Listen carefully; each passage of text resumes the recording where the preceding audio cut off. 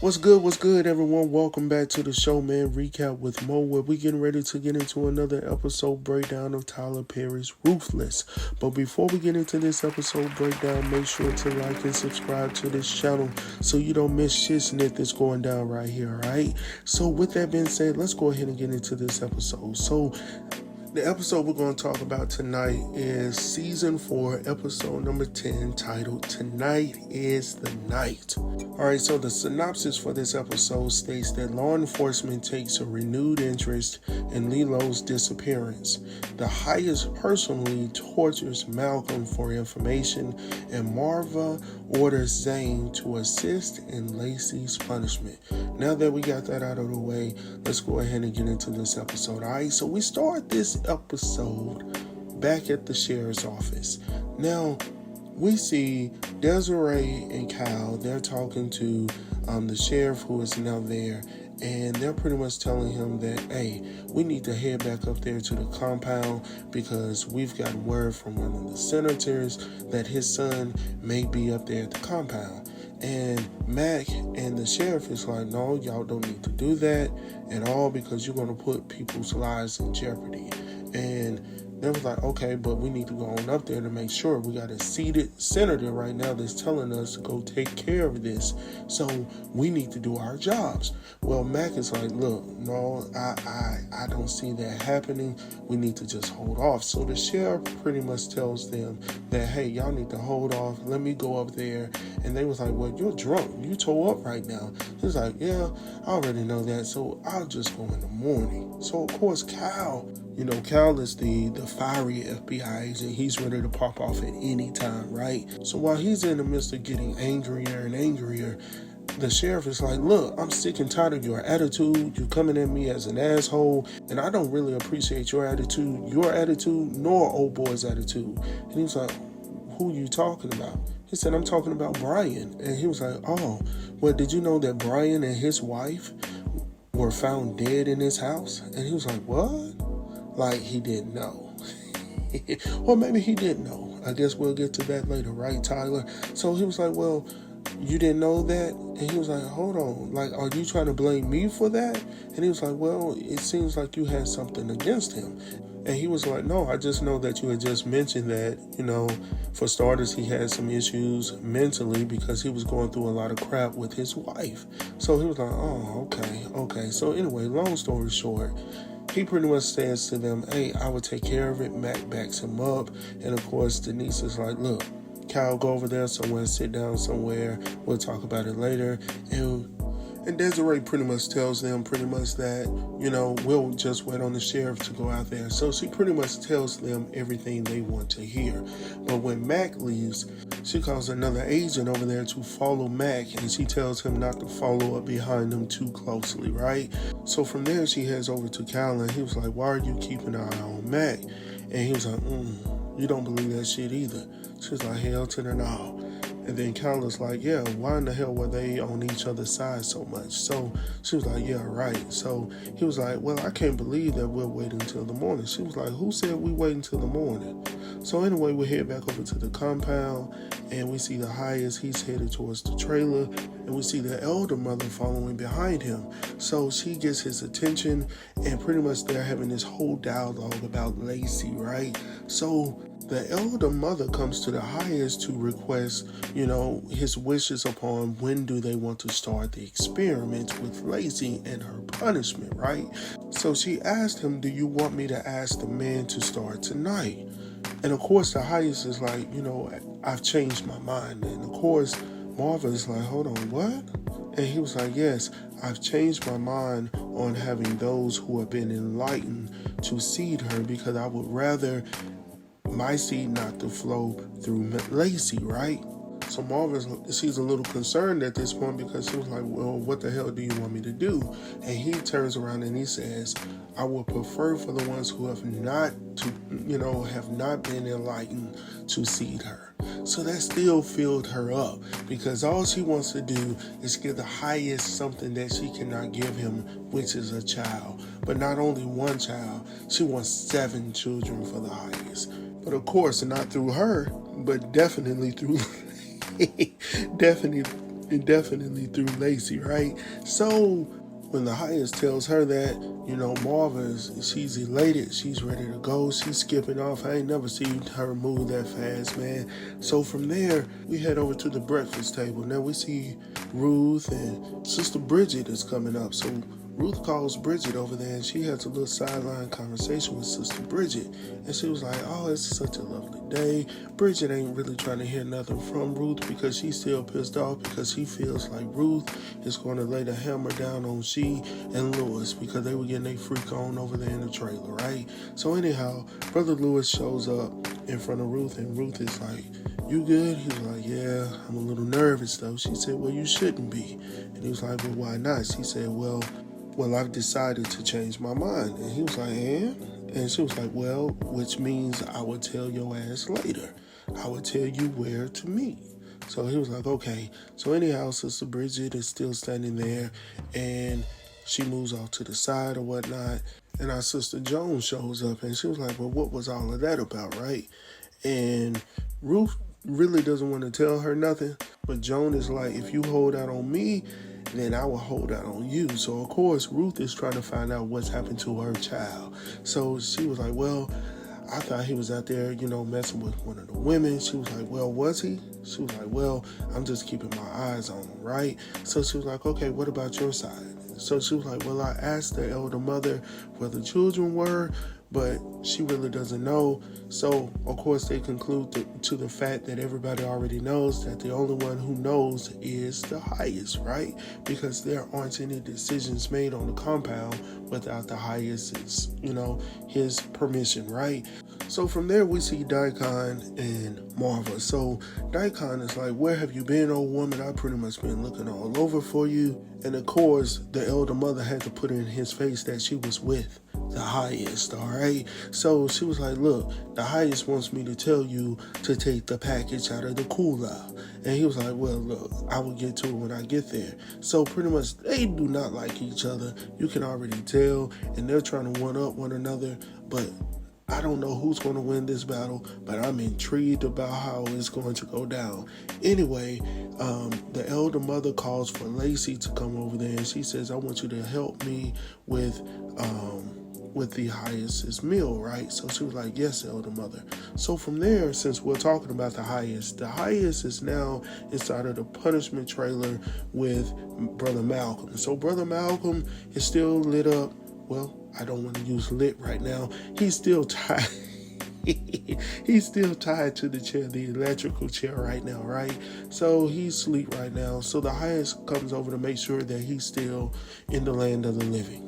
Let me just say that, because he gave him some extra dosage. I'm going to just say it that way, right?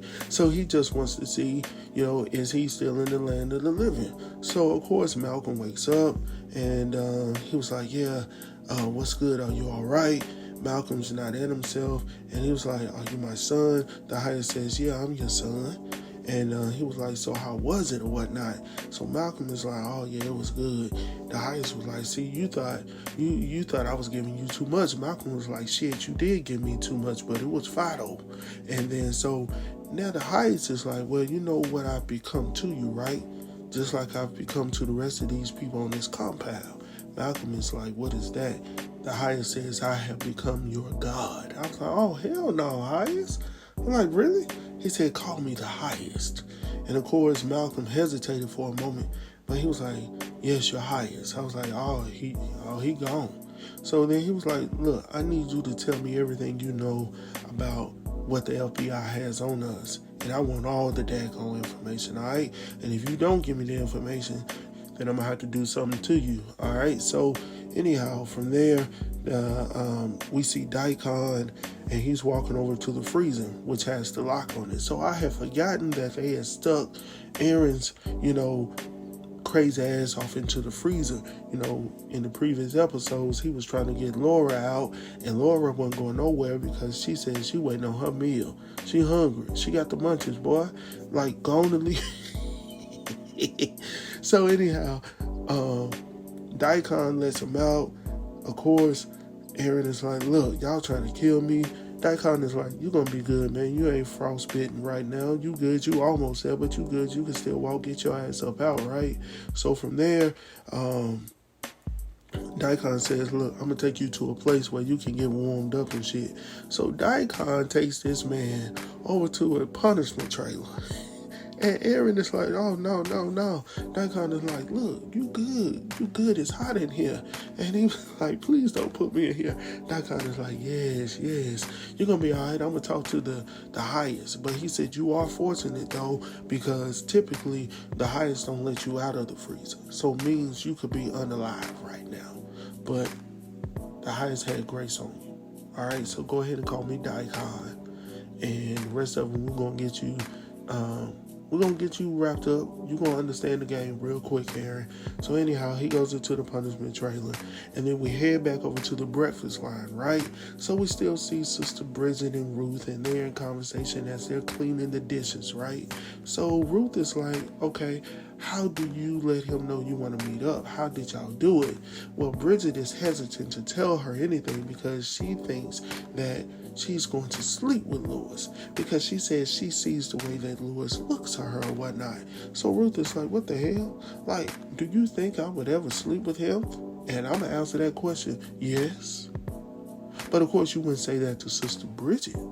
But I've seen the way you've operated around this compound, and yes, you would, absolutely. But anyhow, Ruth, we're going to get off of you for a moment, and we're going to focus on this dialogue. So Bridget tells her that the way that she communicates with Lewis when she wants to meet him is by placing a message at the bottom of his glass.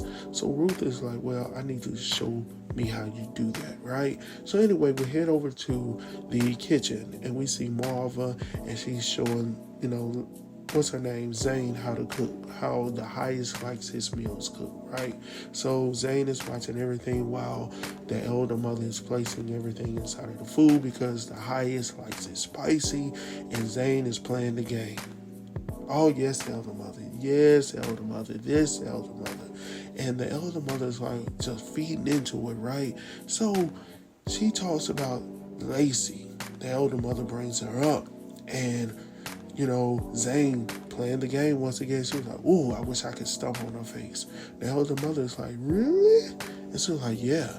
And she was like, but she's dead, though. She was like, yeah, she's dead. And then she said, but I would really love to do it again. The elder mother is like, ooh, you remind me so much of myself when I was growing up.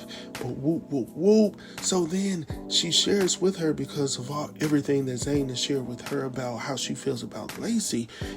She thought that she was her friend. She was like, well, she used to be, but she's a deserter of the Raku. And she was like, oh, yes, me a nice woman, but if you do bad against the Raku, I'm no longer nice. And she was like, yes, elder mother, and I understand. And she was like, oh, really? She was like, yeah. She was like, well, what if the highest brought her back to life? And she was like, huh? She was like, yeah, through the Raku, so that we can punish her in real life. And she was like, did the highest tell you that? She was like, no, but I know how the Raku works. And she was like, and you know what else? And she was like, well, what's that? She was like, she's still alive. And she was like, really? And she was like, oh, yeah, she's still alive. So look, Marva has gotten so excited at this point, she's spilling all the beans. See, she's sitting up here telling the plans about how the highest wants her to be seated by the I almost said uncircumcised, but the ones who have been unenlightened or whatnot. So I was like, damn, like she done gave up all the goods. So she's so excited, she getting up real quick. Once again, untypical of the elder mother, right? So then we head back to the outside to the pavilion. We see George and Lewis, and they having a little sidebar conversation. George is like, what's good with you? Like, what's going on? So pretty much he tells George that, Ruth found us. Like, she caught us in the trailer getting it on, right? So he was like, I told you. He was like, yeah, it is what it is. But long story short, he pretty much tells him that, hey, I told her about the situation. I had to give her something. George is like, I can't believe you did that, bro. She definitely gonna tell the highest. But he says, no, I don't feel like she's going to say anything to the highest. He said, she ain't going to do nothing like that because she's from the streets. And there's no way in the world that she believes this shit that's going down right here on this compound. So he says, well, George is like, well, has she said something? He was like, no, she hasn't said anything yet. But she said that she would, whatnot.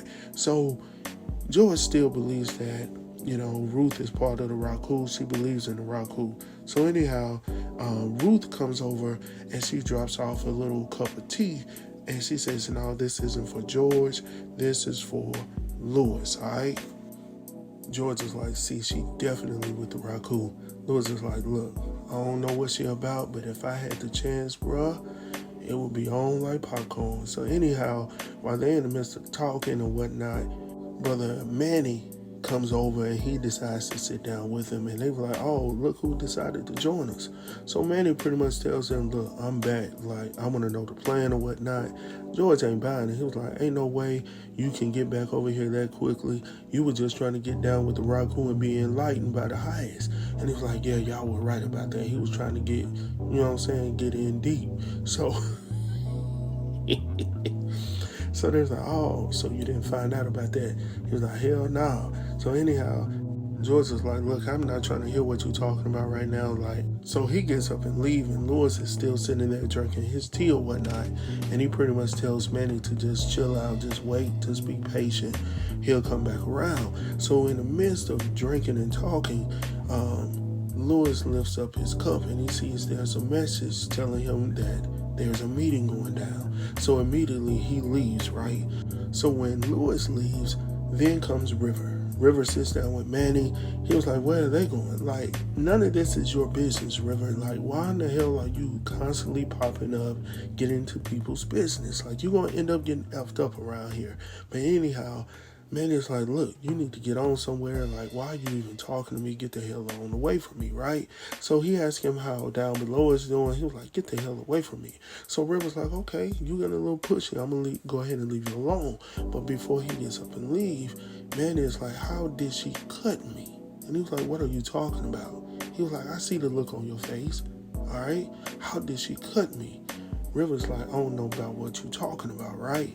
So he was like, okay, I'll find out.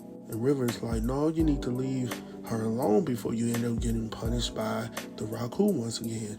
But Manny's like, okay, I got you. So anyway, while he's still messing with Manny, Dikhan walks up and he was like, get away from my man, all right? So, and when River leaves, Dikhan is like, but what was he saying? And Manny was like, oh, he wasn't talking about nothing. He was just being annoying. So while Dikhan is still up on the pavilion, now, this is the thing about this situation. Women are not supposed to be up there on the pavilion unless they are serving at this point because the men are still on the pavilion. All right? So Marva makes way with Zane to walk up there, and she announces to all the men, if you have a blue card, I need you to hold them up. So Dikhan is like, what the hell is this old woman doing up here, right? So she was like, you are to meet me at the classroom after dinner. So anyhow, Dikhan is pissed off because, number one, she's interrupting the men's dinner. Secondly, she's up there making an announcement about shit he doesn't know about. So he leaves right after her. Joan is like, what's going on? She's talking to Ruth. Ruth is like, I don't know what the hell is going on up there. So anyhow, Dikhan is saying the same thing. Like, what the hell was that? So anyhow, from there, we see Zane coming over to Joan and Ruth, and they ask her, what was that all about? And she says it was about Lacey. So they were like, huh? So Zane pretty much informs them that she's going to have them or her, right? And they're like, for real? And she was like, yeah, they're going to bring the highest a child. But these men are not enlightened. That's the question that's going across the table. Like, but these men aren't enlightened though. So it's like, right. Because the highest doesn't want her to bring his seed into the world, but he's going to allow her to bring these other men's seed into the world, right? And it was like, this shit is getting crazier and crazier. And since we're talking about crazy at this point, River shows up. which makes this situation even crazier because once again he's in a conversation that absolutely has nothing to do with him.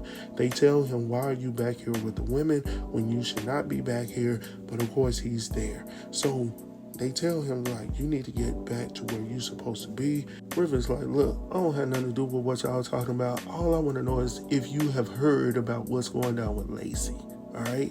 So the thing here is, how does he know what's going down when he's already been enlightened? That's my question, River.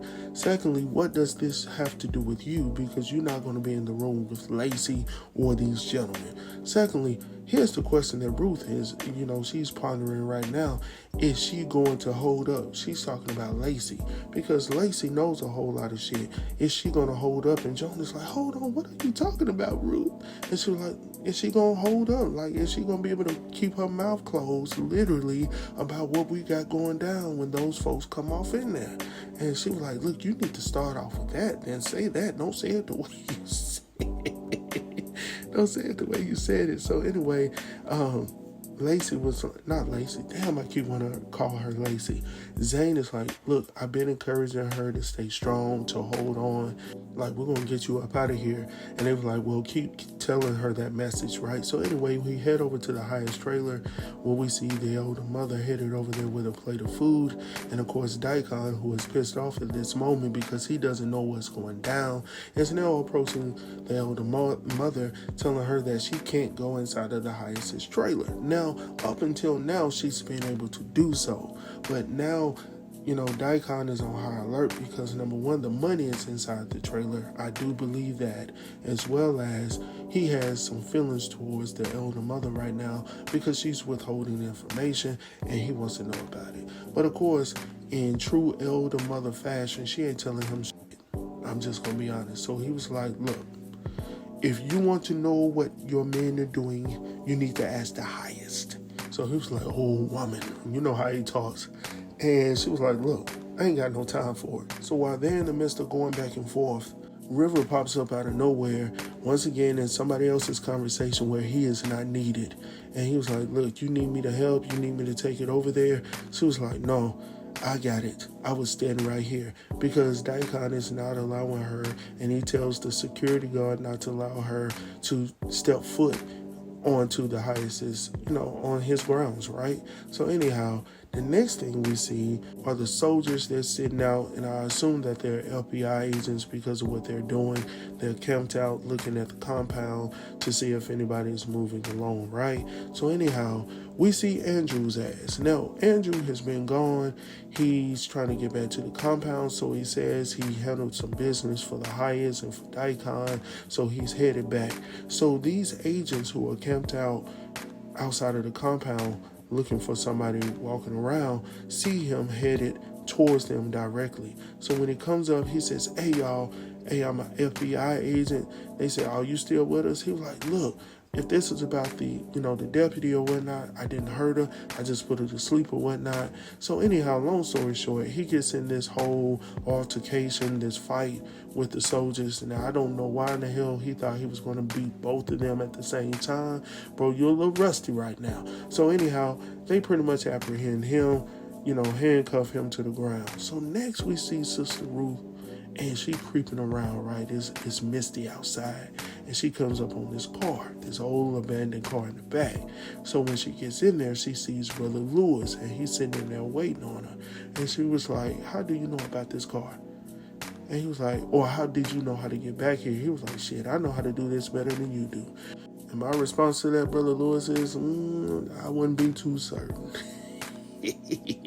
So he said, how did you know about this car? She said, well, I asked Bridget all the places you had sex or whatnot.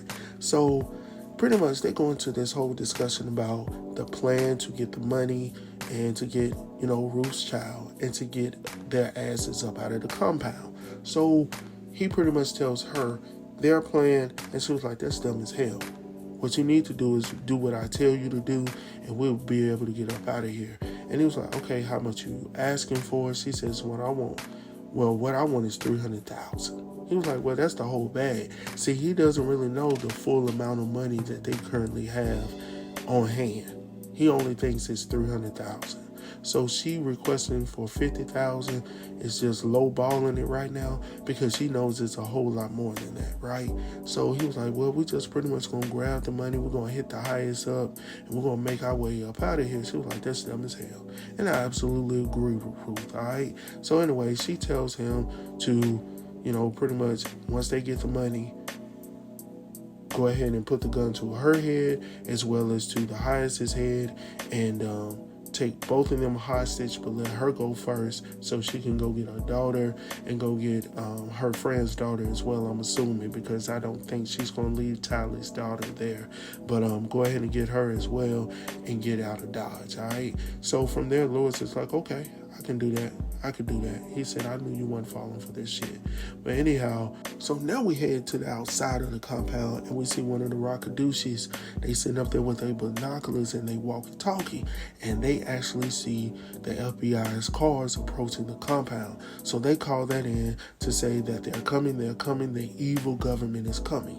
So anyway, we head back over to the punishment trailer where we see the highest is still torturing Malcolm's ass, right? Even though he deserves it because of the shit that he's done previously, messing around with everybody's wives and whatnot. Look, if you messing around with somebody else's wife, you probably need to be unalive. I'm just trying to tell you, if that was my wife, then that's what would potentially happen to you. But anyhow, the highest doesn't care anything about that. So anyway, he's still in there zapping old boy up, and he was like, look, I need you to tell me what I need to know. I need to know what they have on us and whatnot. And he says, well, they've been following you for 4 years. They've had you under investigation for 4 years. So the highest is like, well, how in the hell did they find out about me or find out about us? He said, well, we had a lot of parents who were pretty much telling the FBI or telling the law enforcement that they had a lot of teenagers who left and came here. So that's how you got on their radar. But he was like, look, I can get names. I don't have names right now, but I can get their names if I can get to a computer. So the highest is like, okay, so you can get on their database. He was like, give me everything on their database. And Malcolm is like, yeah, I can do that. He's like, but please just don't shot me no damn more. So he was like, well, if I give you a computer and you try some shit, it's going to be on, bro. And he was like, yeah, I got you. But the highest was like, look, I don't believe your ass. So anyhow, from there, we see Dikhan coming to the punishment trailer door. He doesn't open it up. He just slides the little door at the top. And he was like, your highest, please come outside. The highest was like, what? Like what? So the highest finally comes outside. Dikhan is like, look, they coming. He said, there are 4 cars coming this way. Of course, the highest is like, who in the hell is coming? He said, the evil government, the FBI.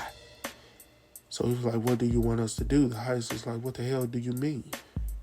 And he was like, huh? He was like, we're going to damn war, bro. And I was like, oh, hell no. Now, that's pretty much the end of the episode, y'all. I'm gonna end it on that note. That's pretty much the end. Now, there are some things in this episode that are crazy right now, but I've absolutely been enjoying this ride right now. And I will actually have to admit that out of all of the Tyler Perry shows, this is probably between this one and Zatima, I think.